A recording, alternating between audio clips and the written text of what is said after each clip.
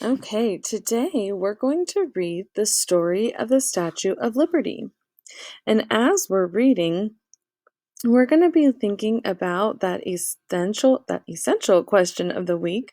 Why do we have symbols that represent freedom? This is a narrative nonfiction, so it gives information about real people and events in the form of a story. So I want you to be thinking about what special event does this selection tell about? So this will fall under the umbrella of an informational text. We're going to be getting true information, factual information, to help us better understand the story of the Statue of Liberty. And this is by Betsy Anguilio Maestro. The Statue of Liberty stands on an island in New York Harbor. She is a beautiful sight to all who pass by her. Each year, millions of visitors ride the ferry to the island. They climb to the top of the statue and enjoy the lovely view. A young French sculptor named Frédéric Auguste Bartholdi visited America in 1871. When he saw Bedloe's Island in New York Harbor, he knew it was just the right place for a statue he wanted to build. Bartholdi had created many other statues and monuments, but this one was to be very special. It was to be a present from the people of France to the people of America, as a remembrance of the old friendship between the two countries. When Bartholdi got back to Paris, he made sketches and some small models. The statue would be a woman whom he would call Liberty. She would be a symbol of the freedom in the New World. She would hold a lamp in her raised hand to welcome people who came to America. She would be liberty enlightening the world. The statue would be very large and very strong.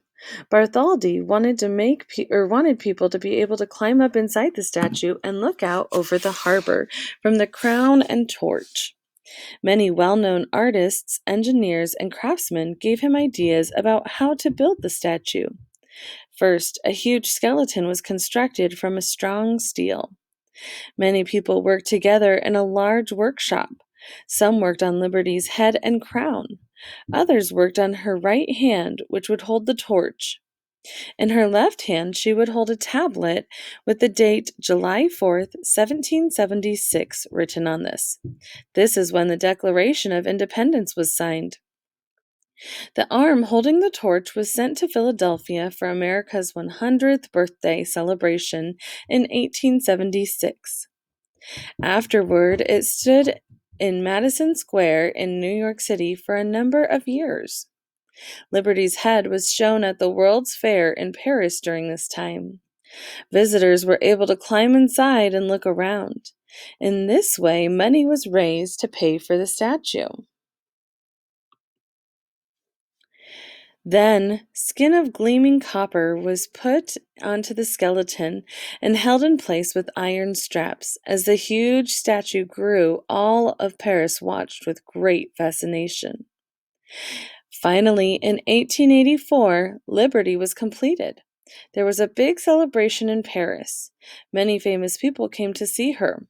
Only a few had the energy to climb all the way to the crown, 168 steps. Then began the hard work of taking Liberty apart for the long voyage across the Atlantic Ocean. Each piece was marked and packed into a crate. There were 214 crates in all. They were carried by train, then put on a ship to America. But in America, people had lost interest in the Statue of Liberty. Money had run out, and the work on Bedloe's Island had stopped. The base for the statue was not finished. With the help of a large New York newspaper, the money was raised. People all over the country, including children, sent in whatever they could. By the time the ship reached New York in 1885, it was greeted with new excitement. The work on the island went on, and soon the pedestal was complete. Piece by piece, the skeleton was raised. Then the copper skin was riveted in place. Liberty was put back together like a giant puzzle. The statue had been built not once, but twice. At last, in 1886, Liberty was standing where she belonged. A wonderful celebration was held. Boats and ships filled the harbor. Speeches were read, songs were sung. Bartholdi himself unveiled Liberty's face, and she stood gleaming in all her glory for everyone to see. There was a great cheer from the crowd. The president, Grover Cleveland, gave a speech. Over the years, immigrants had arrived to begin new lives in America. To them, the Statue of Liberty is a symbol of all their hopes and dreams. She has welcomed millions of people arriving in New York by ship. Every year, on the 4th of July, the United States of America celebrates its independence. Fireworks light up the sky above New York Harbor. The Statue of Liberty is a truly unforgettable sight, a symbol of all that is America. Give me your tired, your poor, your huddled masses yearning to breathe free, the wretched refused of your teeming shore. Send these, the homeless, tempest tossed, to me. I lift my lamp beside the golden door.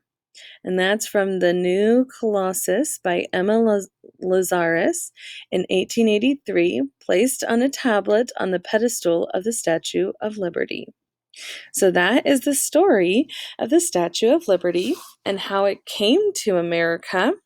And there's going to be a short video that talks about why it's green. So I want you guys to watch that as well.